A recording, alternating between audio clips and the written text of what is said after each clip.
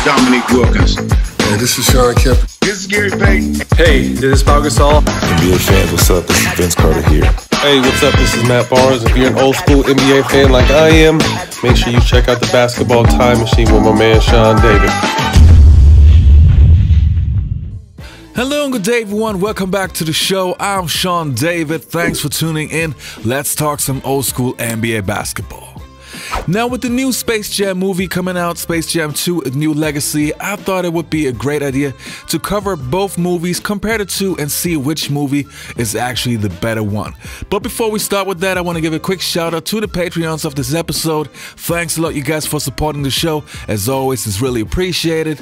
And I would say enough said, let's get right into it.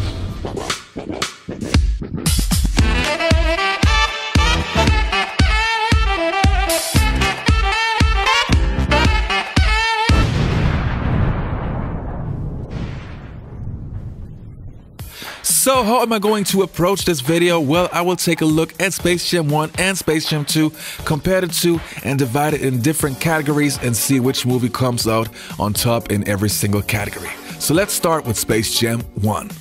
The movie starts with a young Michael Jordan who shoots some baskets outside in his backyard.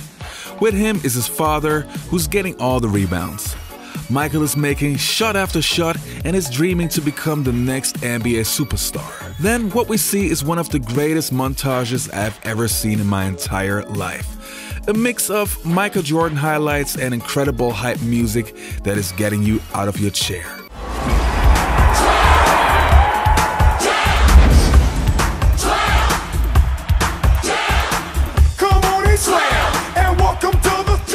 The story now takes place in the mid-1990s. Jordan is announcing his retirement and the world is shocked. This, by the way, is an interesting part. Some of the events in the movie are very close to reality. And don't worry, I'm not talking about the aliens that you will see next. Now, while Michael Jordan is setting out to pursue his basketball career, we see some aliens on the planet Moron Mountain, who come up with the evil plan to enslave the Looney Tunes and bring them back to their planet in order to have a new attraction in their theme park. The aliens head for the Looney Tunes world and are just about to enslave Bugs Bunny and co.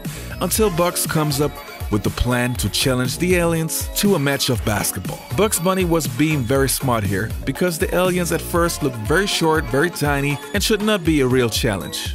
But then those little guys steal the talents of some NBA superstars and suddenly they grow into the Monstars. In order to stand a chance, Bugs Bunny and his friends decide to go into the real world and get Michael Jordan to help them. At the end, we have the Toon Squad with Michael Jordan against the Monstars. An epic battle is about to begin. So I'm standing in front of the cinema and today is actually the first day, so the release day of Space Jam 2, and I don't want to say I'm excited, but I'm at least curious about how the movie turns out to be. So let's check it out. Now with Space Jam 2, obviously it is a totally different storyline, but it has at least one similarity. Space Jam 2 also starts with our young star player being a child. LeBron is in his youth days in a game, taking the game-deciding shot and fails. Then we see a montage of LeBron James highlights before LeBron visits his son on the basketball court. He tells him that he has to work hard on his game. His son, named Dom, rather would like to have fun on the basketball court. However, Dom's true passion is developing video games. LeBron takes his son to a meeting at the Warner Brothers Film Studios where they show him a presentation which was developed by the algorithm called Algorithm. LeBron hates the presentation and Algorithm is upset. He tricks LeBron and his son into the server world and challenges LeBron to a game of basketball. If LeBron wins, he will get his son back. If he doesn't win, LeBron's son, LeBron James, and all the fans are lost.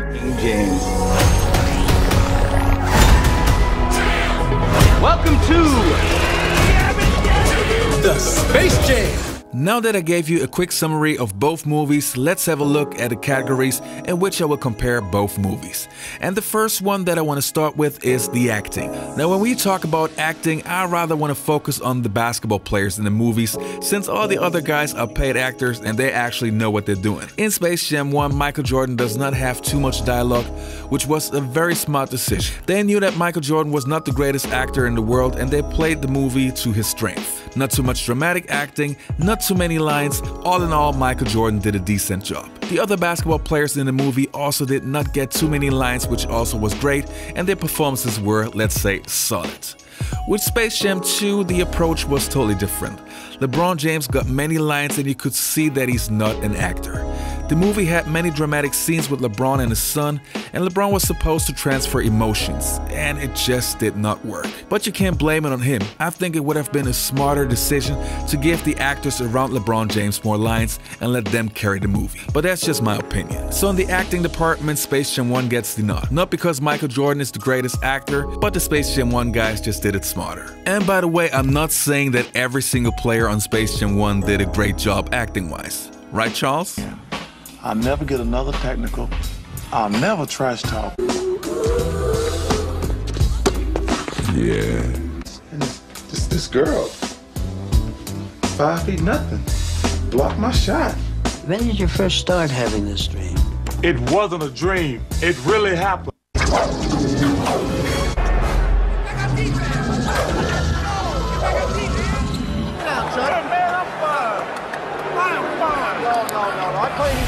A head-shaking reaction from Shaquille O'Neal. And I thought Kazam was bad. Oh, that was terrible. Oh, wow. Whoa. That's worse than Kazam. And the next category that we're gonna compare is the story. Now, one thing is clear. Both movies will not win the Academy Award for their stories. While Space Jam 1 had a straightforward story, Space Jam 2's story felt a little bit rushed. But all in all, I think it's safe to say that there are both no masterpieces. I personally like the story in Space Jam 1 a little bit more because it gives you more time before the actual game starts. But I think in all fairness, it should be a tie in this category. Got a baseball game in 5 minutes. Okay, take this. Is it safe? Yeah, put it in my bag. And the next category that we're gonna take a look at is the animation. The animation is pretty interesting because he can really argue about which style you prefer. I personally like the old school animation, but that was also because I partly grew up on the Walt Disney movies, Tom and Jerry, the Smurfs, and yeah, of course, Bugs Bunny. And we have to remember that the animation in Space Jam 1 at that time was phenomenal. Back in the days, it was just so tough to have a great mix of live action and cartoon. But still, I have to give the nod to Space Jam 2, because here you can see the development over the last 23 years. Visually, it just looks better and it also has a nice mix of colors. So in this category, Space Jam 2 scores. And the next category is the soundtrack. Okay, this one right here is probably the easiest one. Back in the days, the soundtrack was a vital part of the movie release. Every big blockbuster movie had their title song, music videos, and soundtrack compilations. And Space Jam probably had one of the greatest soundtracks ever. Many of the hottest artists of that era wrote a song for the Space Jam soundtrack, and we got a couple of masterpieces and evergreens. Just so you guys can see, I still have the CD of the Space Jam 1 soundtrack because to me it's actually one of the greatest soundtracks that I ever bought. I mean, you got Seal, Coolio, R. Kelly, Busta Rhymes, D'Angelo, Monica, Salt and Pepper, Robin S., Barry White and Chris Rock, All for One, Spin Doctors. I mean, what else can you want? So here you have it, Space Jam 1 wins the race. And even though it looks kind of close, in reality, Space Jam 1 is by far the better movie. The movie in general just has a better feeling, better music, better acting. Space Jam 2, on the other hand, just falls short on the atmosphere. So before I finish this video, I just want to give you some more feedback about Space Jam 2 so you know my real opinion. Well, I went into the movie 4 hours ago, so my opinion is pretty fresh.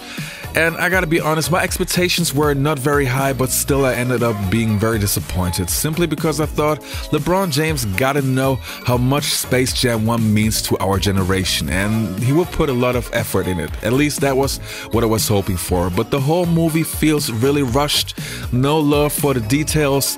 All in all, it was not a great experience. I thought they didn't know exactly what their targeted audience was. They had many 90s references, which the kids wouldn't understand.